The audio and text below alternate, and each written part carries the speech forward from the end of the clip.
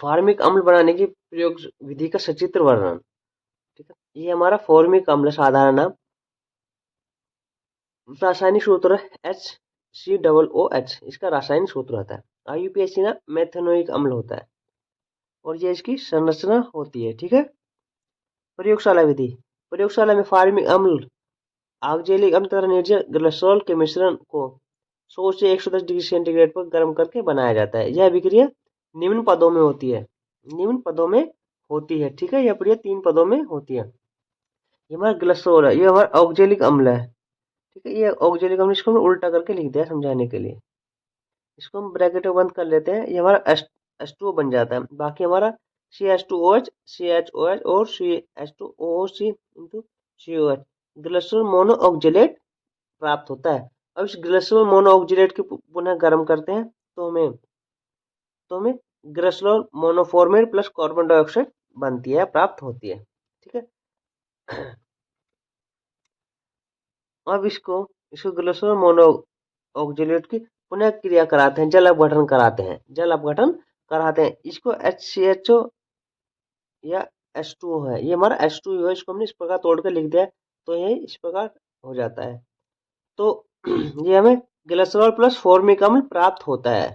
Formic अम्ल प्राप्त होता है। ठीक है, नेक्स्ट देखते हैं आगे। यह भौतिक गुण है, यह जल एवं अल्कोहल में पूर्ण विलेय है। नंबर 2, यह रंगीन गंधीन तीक्ष्ण गंध वाला द्रव है। नंबर 3, यह एक संक्षारक द्रव है जो जलीय विलयन में द्विआयनिक के रूप में रहता है। बनाने की विधि। प्रयोगशाला में आसन फ्लास्क में ग्लिसरॉल तथा ऑक्जेलिक अम्ल को बालू, यह ऑक्जेलिक अम्ल है हमारा, ऑक्जेलिक अम्ल अम्ल को बालू ऊष्मक पर बर्नर की सहायता से धीरे धीरे गर्म करते हैं। गर्म करते हैं तो भाप बनकर संघनित्र से होता हुआ ग्राही में एकत्र हो जाता है, क्योंकि संघनित्र में ठंडा जल प्रभावित होता रहता है जो वाष्प को जल में परिवर्तित करता रहता है। इस प्रकार फॉर्मिक अम्ल का जलीय विलयन प्राप्त होता है। अब फिगर से देखते हैं, ये इसका फिगर है।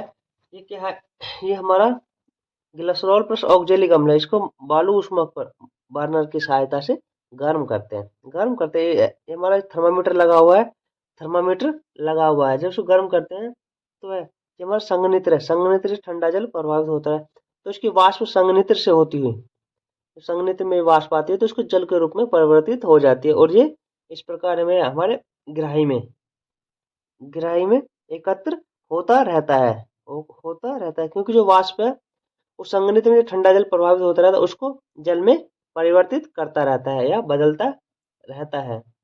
इस प्रकार हमें फॉर्मिक अम्ल का जलीय विलयन प्राप्त होता है। अब इसके रासायनिक गुण देखते हैं। रासायनिक गुण। टोलन अभिकर्मक के साथ अभिक्रिया। फॉर्मिक अम्ल की अभिक्रिया टोलन अभिकर्मक के साथ देते हैं तो ये रजत दर्पण देता है, रजत दर्पण देता है, प्लस H2 प्लस CO2 देता है। फेलिंग विलयन के साथ अभिक्रिया, जब फेलिंग विलयन के साथ अभिक्रिया कराते हैं तो C2O का लाल अपक्षेप देता है। ठीक है, C2O का ऊपर ऑक्साइड का लाल अवक्षेप देता है, प्लस H2O प्लस CO2 भी देता है साथ में। एल्कोहल की क्रिया, यह एस्टर बनाता है। ये हमारा C2H5OH है, एथिल अल्कोहल है तो इसको हमने उल्टा करके लिख दिया है। ठीक है, उल्टा करके लिख दिया है। तो ये क्रिया कराता है तो एथिल फॉर्मेट बनाता है, एथिल फॉर्मेट प्लस जल बनाता है। अमोनिया के साथ क्रिया, जब इसके अमोनिया के साथ क्रिया कराते हैं तो हमें अमोनियम फॉर्मेट बनाता है। नेक्स्ट है हमारी PCl5 के साथ क्रिया। फॉर्मिक अम्ल की जब PCl5 के साथ क्रिया कराते हैं तो formic chloride plus POCl3 plus HCl बनाता है। अब इसका उपयोग देखते हैं। उपयोग, यह एक उत्तम जीवाणुनाशक है, फलों के रसों के परीक्षण में काम आता है। ठीक है, नंबर 3, रबड़ के स्कंदन में काम आता है। नंबर 4, चमड़ा एवं ऊनी कपड़ों की रंगाई में प्रयोग करते हैं। नंबर 5, अपचायक के रूप में इसका प्रयोग करते हैं। वीडियो पसंद आए चैनल को लाइक करें, सब्सक्राइब करें। धन्यवाद।